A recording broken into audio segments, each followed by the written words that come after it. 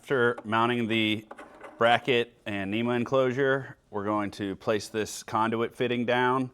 You can very easily use this locking ring and twist the conduit fitting into it and make it lock in place, get it nice and snug there before placing this on here. When we go to run our conduit, we're going to want to loosen this and place it over the conduit, insert it first, and then replace it. After installing my straight down conduit fitting into the NEMA enclosure, I'm going to unwrap my provided conduit here and prepare to run the conduit from the NEMA enclosure into the rectifier cabinet. Now that we've finished running our straight down conduit fitting into the NEMA enclosure, we're going to run the conduit from the NEMA into the rectifier cabinet. In order to secure the conduit onto the fitting, we're going to place this ring over the conduit prior to inserting the conduit onto the fitting. Once we have it good and snug all the way up in there, it's roughly a ½ inch that you want to insert the conduit into the fitting. Now we're ready to use this nut to lock it down onto the conduit fitting.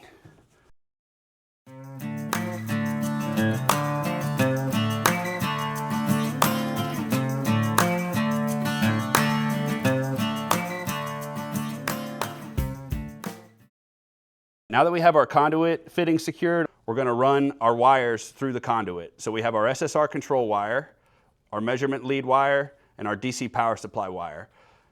For ease of pulling this through the conduit, we're going to lay these on top of each other and then run some electrical tape around to make one nice even piece. Now that I've taped all of the ends of my measurement leads, SSR control, and DC power supply wire, we're ready to feed the wire through from the pulse unit NEMA enclosure into the conduit and into the rectifier cabinet. So we're going to start by fishing our wires down here. It helps to leave the rectifier end of the conduit free so that we can straighten it and continue to pull the wire through. So sometimes you might need to bend the conduit down slightly. So now we've got the black taped end coming out of the other end of the conduit, which will wind up going into the rectifier. Be careful not to pull too much wire through so that the wires stay in the enclosure. Now we're going to place our 90-degree conduit fitting at the bottom of the rectifier. Because we're in the lab today, we have pre-drilled holes at the bottom of our rectifier. Typically in the field, you're going to want to drill a hole through either the mesh or one of the pre-defined knockouts in the bottom of the rectifier cabinet. If you don't have a predefined knockout, a really handy tool to use is a step bit and a hand drill. So I'm going to place the threaded end of the vertical side of the fitting up and put the locking ring on top, thread it down, and tighten it.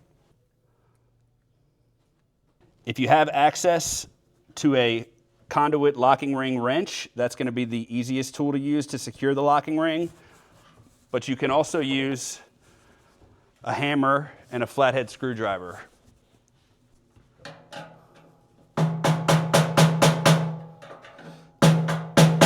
So we can tap using the flathead of the screwdriver on one of the teeth of the locking ring to ensure that it's getting tight. And then once it's fairly tight, you can also pull on the horizontal end of the conduit fitting to tighten it even further to make sure that it's good and secure, locked in place. Now that we have the conduit fitting in the desired location, we're going to take the wires that we pulled through the conduit, feed them into the 90, pull them all the way through. And again, just as we did on the NEMA enclosure side, we're going to take the conduit, push it in roughly 3/4 of an inch, before threading down our locking ring.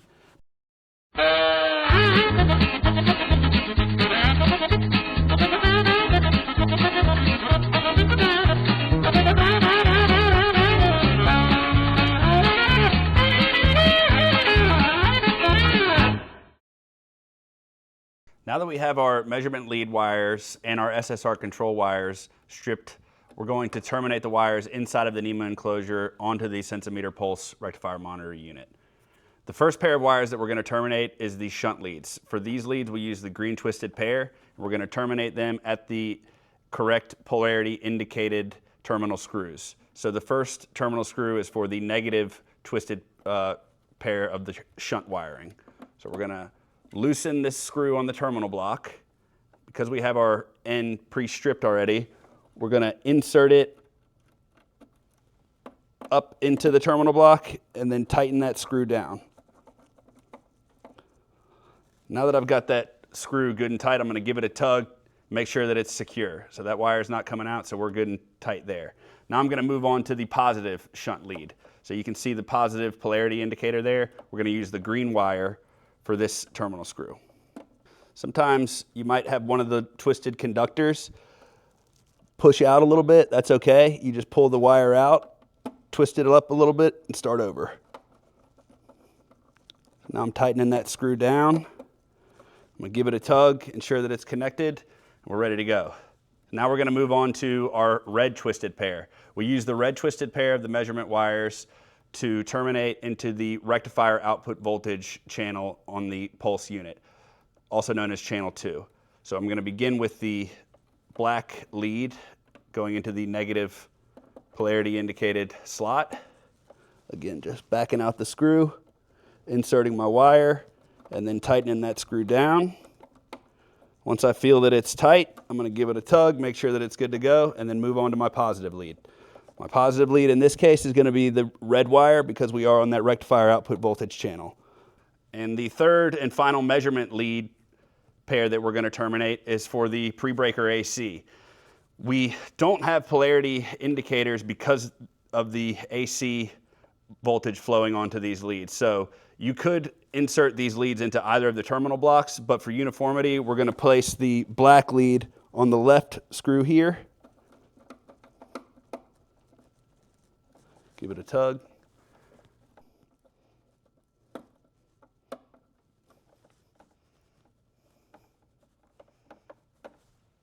Now we're gonna move on to our SSR control wire. So the SSR control terminal block is polarity marked. So we're gonna use the red wire going into the red positive indicated symbol, and then the black wire is gonna go into the negative indicated symbol.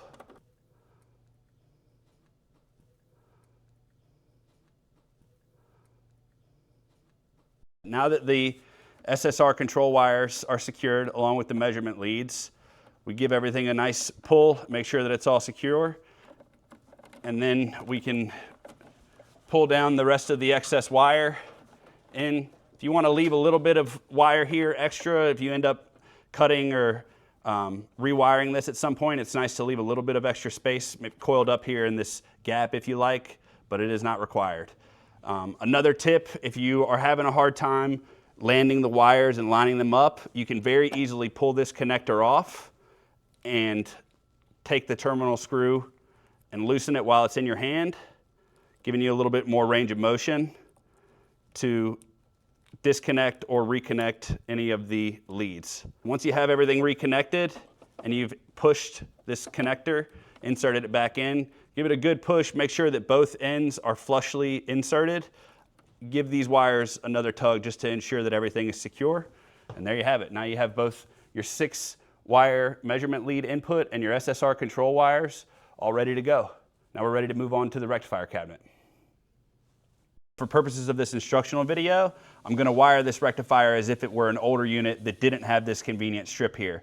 So because we are monitoring the output voltage of the rectifier here at these lugs, the shunt voltage, and the incoming AC on the back side of the rectifier, we've got measurement leads that will have to be terminated in different areas. For that reason, we need quite a bit of length to be stripped back here. Sometimes with these twisted pair cables, it helps to strip the jacket off in sections. So I'm going to start by stripping off a shorter section first. I'm going to give it a nice bend. It should tear off fairly easily. Be careful when you're stripping not to go too deep because you may damage the jacket of the conductors. Now that I've got about 6 inches stripped off here, I'm going to continue and go to take another piece of the jacket off.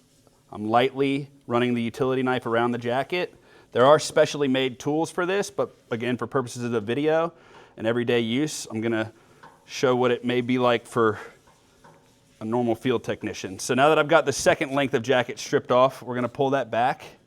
And you can see we've got roughly a foot of measurement leads here. And then I'm going to take one more additional piece off just to make sure that I have plenty of room to work with to terminate my wires. Now that I have the wires all stripped, I can untwist them. We've got our white pair here for the AC, the green pair for the shunt, and the red pair for the DC output of the rectifier.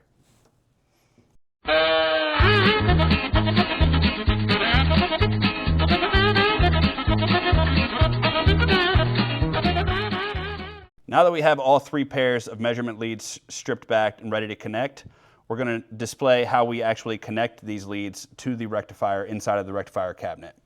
I'm going to begin by adding the packaged included fast-on connectors that come with the Sensometer pulse unit. Some people call them fast-ons, stake-ons, or other names. I'm going to call them fast-ons for this video, but because I have the wire stripped back, I'm going to place my fast-on on there, grab my crimpers, and crimp the terminal connector onto the stripped bit of wire. I'm just exposing the stripped end of the wire just past the opening on the terminal connector. Once I crimp it down, I'm going to give it a good pull to ensure that it's connected. Now I'm going to move on to my other shunt lead and repeat the process. Now we have our positive and negative shunt leads connected. I'm going to check on the polarity of the shunt here. I see that it's positive on the left side. I'm going to slide the fast-on connector like so on the positive side and repeat the process for the negative shunt lead. Next step, we're going to install the rectifier output measurement leads. So we are using our red twisted pair. We've got the ends stripped already. I'm going to install these measurement leads onto the rectifier output lugs. So I'm going to use these pre-provided ring terminals that are included with the Sensometer Pulse kit. We're going to put the stripped end of the wire into the ring connector, use our crimpers. Give that a nice tug to make sure that it's secure. So we're going to now move on to the negative lead, repeat the process.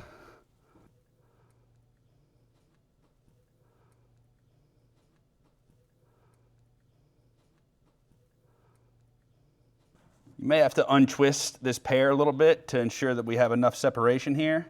I'm going to take my positive lead and place the ring terminal over the positive lug and then reattach the nut.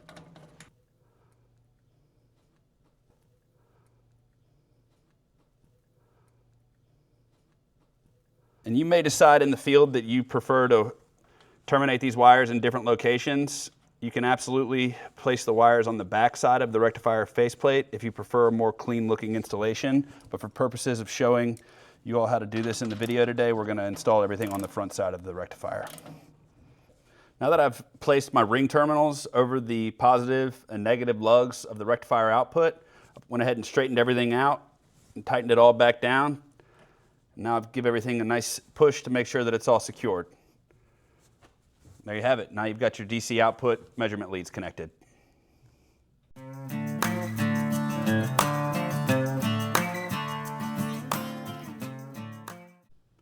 Next, we're going to go over how to install the solid state relay that is included with the Sensometer Pulse unit.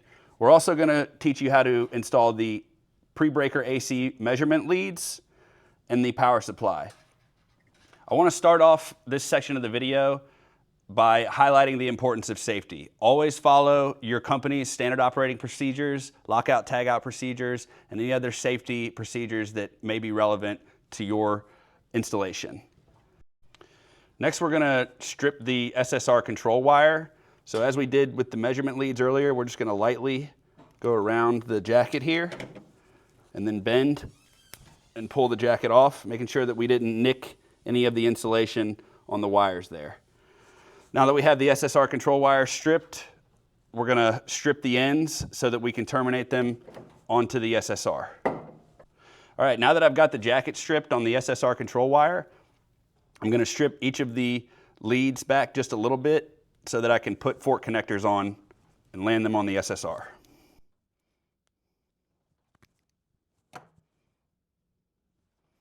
We're going to install the pre-breaker AC measurement leads that tell you if AC is present or if it is lost. It alerts the user.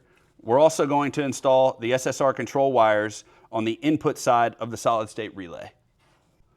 So now that we're ready to make and break the incoming AC connection for the solid state relay, I want to go over what's included with your pulse unit.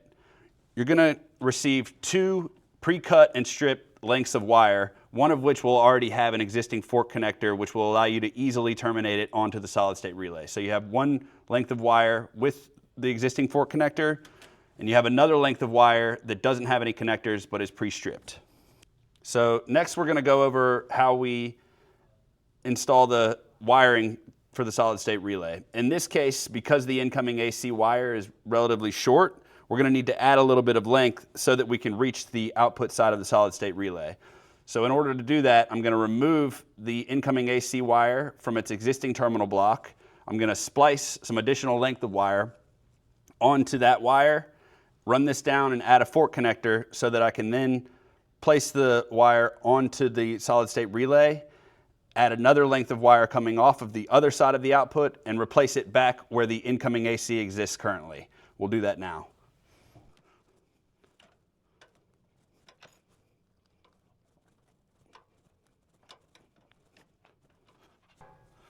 We're going to go to the terminal screw labeled number 1 on the output side of the solid state relay.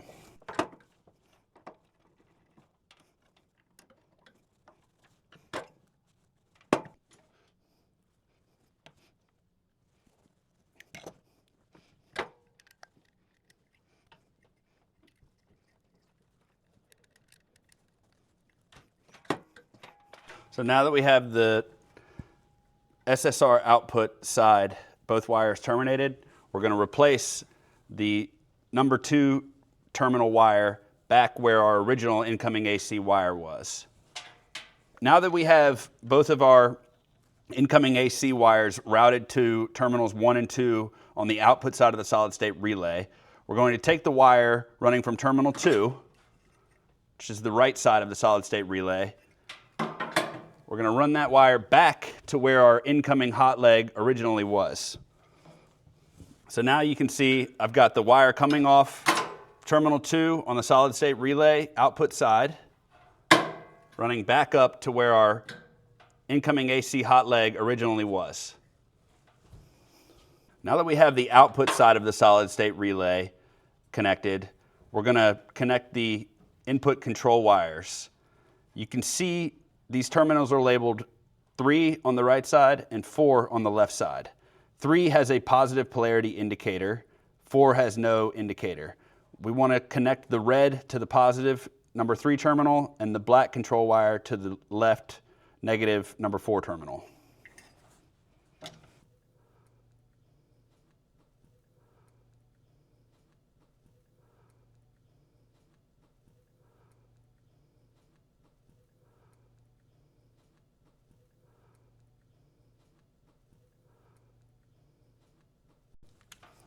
Once you have everything terminated, give the wires a pull, make sure that everything is secure, and now your solid state relay is wired. The last step, make sure you place this plastic protective covering back onto the solid state relay.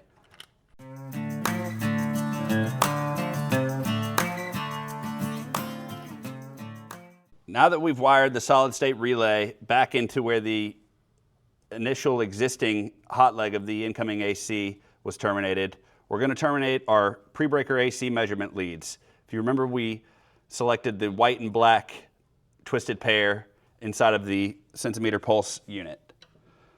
I'm going to connect the black lead with the black incoming AC hot wire. I'm going to connect the white lead with the white neutral incoming AC wire.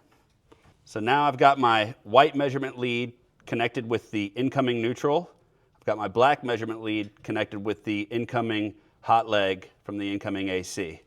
So this is the pre-breaker AC measurement leads that are going to send an alert if you experience pre-breaker AC loss.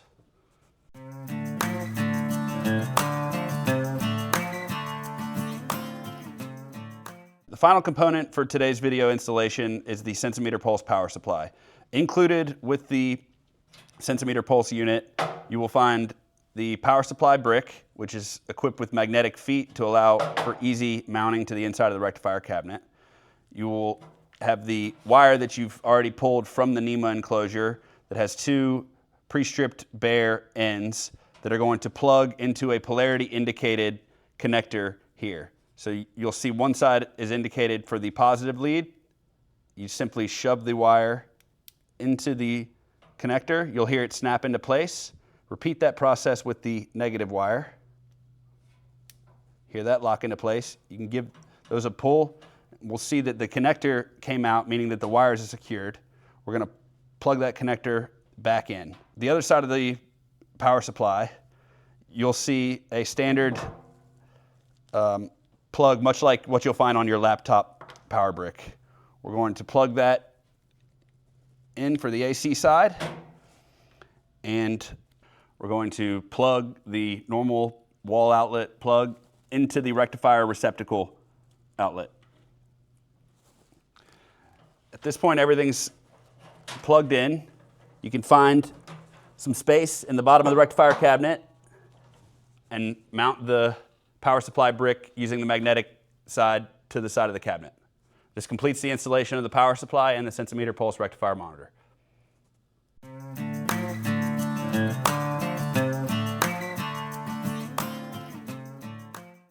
Now that we've completed all of the wiring, pulled the conduit wires and terminated all of our leads, we're going to put some finishing touches on the unit and put some mounting brackets for the conduit onto the mounting pole.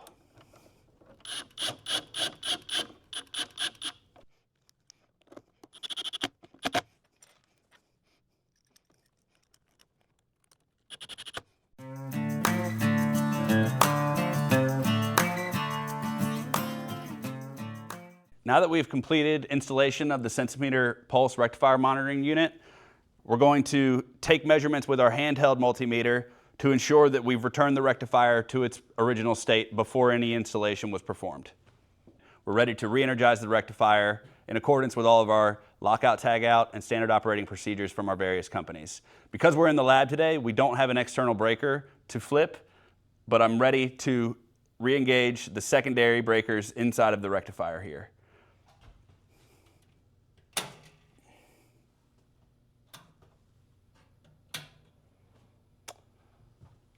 You'll notice, because of the large load resistor that we have here today, we're pushing around 20 volts and just around 2 amps of current here.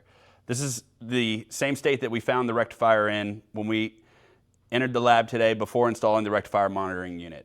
Because we don't like to rely on the analog gauges on the front of rectifiers, we're going to double check these measurements with our handheld multimeter. First, I'm going to check the shunt measurement. I'm going to set my multimeter to millivolts DC. This is a 50 millivolt, 50 amp shunt. I'm going to take a measurement.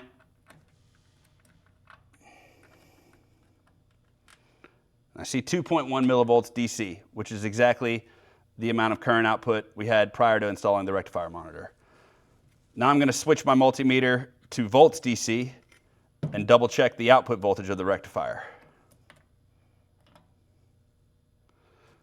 You see 20.7 volts DC. So I'm going to turn my meter back off, and now we know that the rectifier is back in the original state that we found it in before we installed the rectifier monitor. We also know now that when we turn the Sensometer Pulse unit on and it first reports those measurements to the cloud, we can verify that the unit is measuring properly in accordance with the measurements that we just recorded here with our multimeter. Now that we've checked the rectifier's measurements inside of the rectifier cabinet, we're going to double check and ensure that we have proper continuity going into our measurement channels here by measuring the voltages across these various terminal screws. I'm going to begin by measuring the shunt voltage that I just observed to be 2.1 millivolts inside the rectifier cabinet. I'm going to place my multimeter leads on the terminal screws and verify that I see 2.1 millivolts DC inside of the unit in addition to in the rectifier cabinet. Next, I'm going to move over to the rectifier output channel. I'm going to switch my handheld multimeter to volts DC and repeat this process Using the polarity indicated channel labels, I'm going to place my positive multimeter, handheld multimeter lead on the channel 2 positive marker and my negative on the negative. There I see 20.7 volts DC once again, which is exactly what we saw inside of the rectifier cabinet. Lastly, I'm going to switch my multimeter, my handheld multimeter, to volts AC and ensure that we're seeing 120 volts as expected.